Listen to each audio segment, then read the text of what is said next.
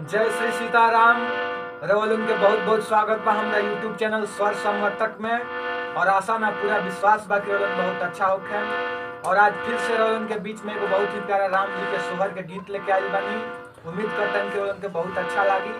और अच्छा लगी तो हमरा ये गीत के शेयर करी, चैनल के सब्सक्राइब करी और कमेंट जरूर करी। ठुमका ठुमका चले ललना कोसिला के अंगना।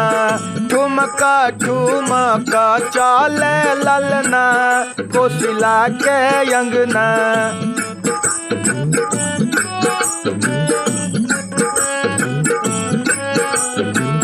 आहो कोसिला के ललना, एहो कोसिला के ललना।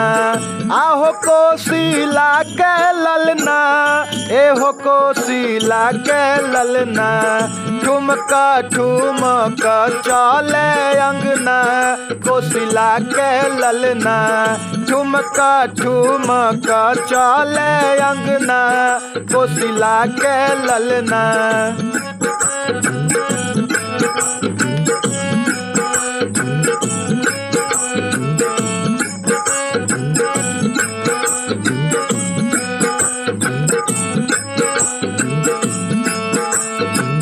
मुहवा बुझाला चांद, ओठवा तो कचरल पान। मुहवा बुझाला चांद, ओठवा तो कचरल पान।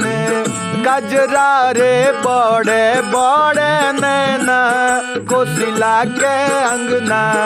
गजरा रे बड़े बड़े नैना कोसिला के अंगना।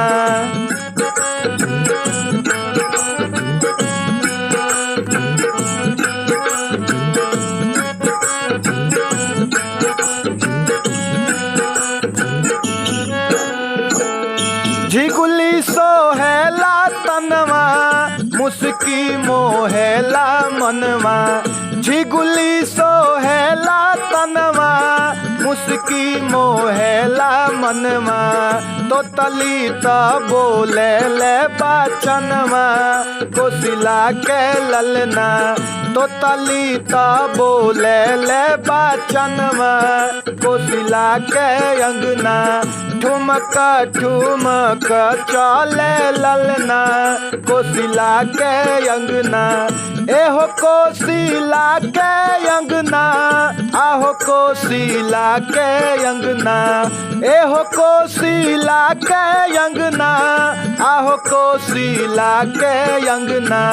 ठुमका ठुमका चले ललना कोसिला के अंगना। ठुमका ठुमका चले ललना कोसिला के अंगना।